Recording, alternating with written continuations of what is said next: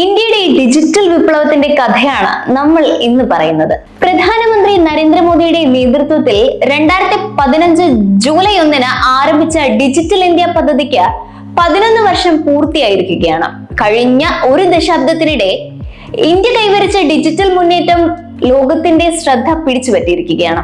ഒരു കാലത്ത് സർക്കാർ ഓഫീസുകളിലെ നീണ്ട ക്യൂകളും പേപ്പർ ഫയലുകളും കൈപ്പണ ഇടപാടുകളും ആശ്രയിച്ചിരുന്ന രാജ്യം ഇന്ന് ലോകത്തിലെ ഏറ്റവും വലിയ ഡിജിറ്റൽ പൊതു അടിസ്ഥാന സൗകര്യമുള്ള രാജ്യങ്ങളിലൊന്നായി മാറിയെന്നാണ് കേന്ദ്ര സർക്കാർ വിലയിരുത്തുന്നത്.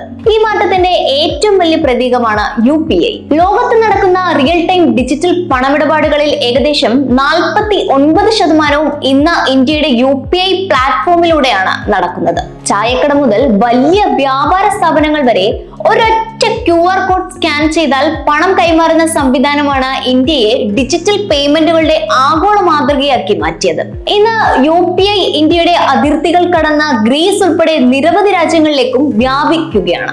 UK-യിലുള്ള മലയാളി പ്രവാസികൾക്കും ഈ മാറ്റം ഏറെ പരിചിതമാണ്.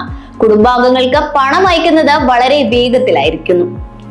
നാട്ടിലെത്തുന്ന പ്രവാസികൾക്ക് വലിയ തോതിൽ പണം കയ്യിൽ കരുതേണ്ട സാഹചര്യം പോലും ഇതോടെ കുറഞ്ഞിട്ടുണ്ട്.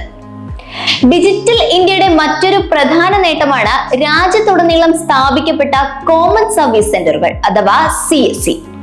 നഗരങ്ങളിലെ സർക്കാർ സേവനങ്ങൾ ഗ്രാമങ്ങളിലേക്ക് എത്തിക്കുക എന്ന ലക്ഷ്യത്തോടെ ആരംഭിച്ച ഈ കേന്ദ്രങ്ങൾ ഇന്ന് ഗ്രാമീണ ഇന്ത്യയുടെ ഡിജിറ്റൽ കവാടങ്ങളായി മാറിയിരിക്കുന്നു.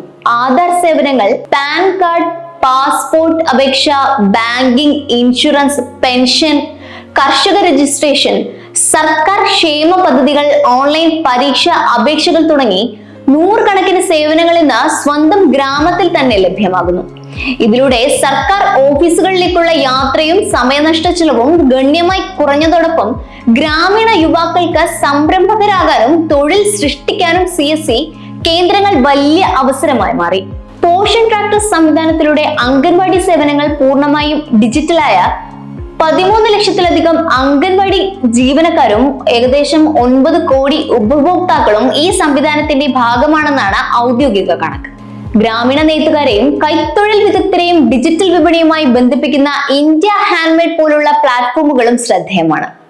അടുത്തിടെ ഇറാൻ-ഇസ്രായേൽ സംഘർഷത്തെ തുടർന്നുണ്ടായ അനിശ്ചിതത്വത്തിനിടെ ഗൾഫ് രാജ്യങ്ങളിലുള്ള നിരവധി ഇന്ത്യൻ പ്രവാസികൾ കുടുംബങ്ങളുടെ സുരക്ഷ മുൻനിർത്തി കൂടുതൽ തുക ഇന്ത്യയിലേക്ക് അയച്ചതായി റിപ്പോർട്ടുകൾ സൂചിപ്പിക്കുന്നു. അത്തരം സാഹചര്യങ്ങളിലും ഡിജിറ്റൽ ബാങ്കിംഗ് സംവിധാനങ്ങളും UPI അടിസ്ഥാനമാക്കിയ സേവനങ്ങളും പണം അതിവേഗം നാട്ടിലെത്തിക്കാൻ നിർണായക പങ്കുവഹിച്ചതായി വിലയിരുത്തപ്പെടുന്നു.